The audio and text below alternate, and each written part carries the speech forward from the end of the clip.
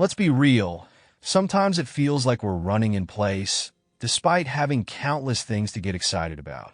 In this world of constant rush and distraction, it's all too easy to lose the drive to push forward. Today, we're here to untangle what fuels that fire within and how we can reignite it when it starts to dim. Now, let's cut straight to it. How many times lately have you felt drained of motivation? There's a term for that sensation of stagnation and emptiness: languishing. It's a state of being described by organizational psychologist Adam Grant as hovering in that space between thriving and despair. It's not burnout, where you're utterly exhausted, nor is it depression. It's more like a lack of zest, a life on autopilot. So, what actually gets people to do things? Neuroscience gives us a simple framework. Motivation generally comes in two forms. You're either moving towards a goal or running away from a negative outcome. This dual nature is seen everywhere in life, from why we go to work to why we drag ourselves to the gym. In a professional setting, we often assume that more money equals more motivation. Higher paychecks are supposed to translate into higher performance. But research suggests otherwise. Daniel Pink, an American author, points out that rewards like money can narrow our focus, which isn't always helpful. When tasks require even a bit of cognitive skill, bigger rewards can actually lead to worse outcomes. Studies from the London School of Economics have shown that financial incentives can backfire, lowering overall performance because eventually the thrill of the reward wears off. We get used to it, and soon enough, the motivational boost fades. That brings us to the real question. If money alone isn't the answer, what drives us forward? The key lies in intrinsic motivation, the type that comes from within and makes you feel like you can conquer anything.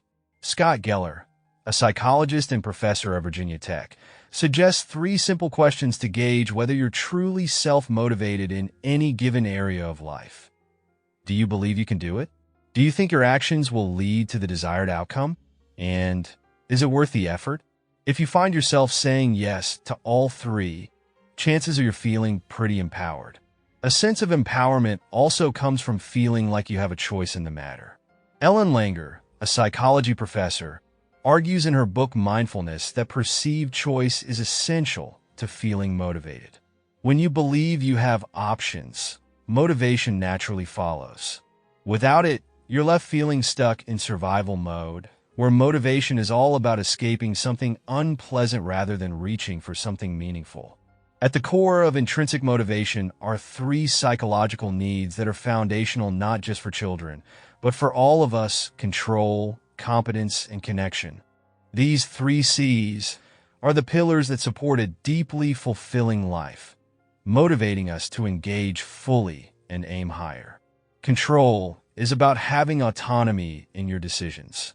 If you feel like life is just happening to you rather than because of you, that's when motivation begins to wane. It's crucial to feel that you can shape the direction of your life and have a say in your circumstances.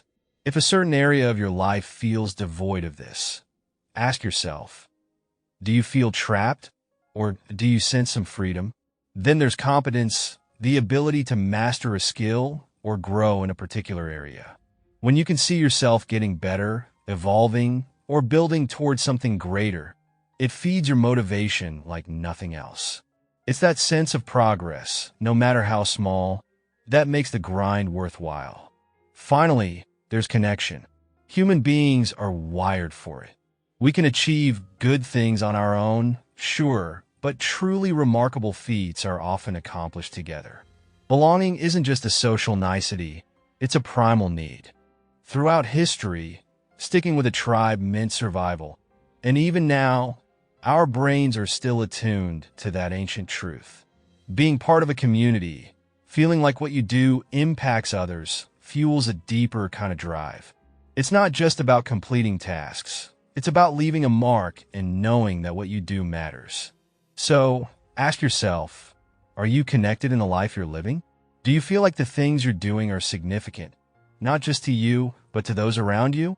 These questions aren't easy, and the answers might require some soul-searching.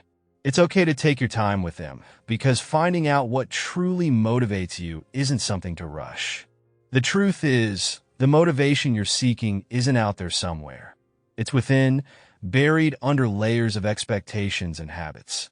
It lies in the choices you make, the skills you sharpen, and the connections you nurture. When you understand this, you realize that you don't have to chase after motivation. It's already inside you, waiting to be awakened. The question isn't what drives human beings, but rather, what drives you?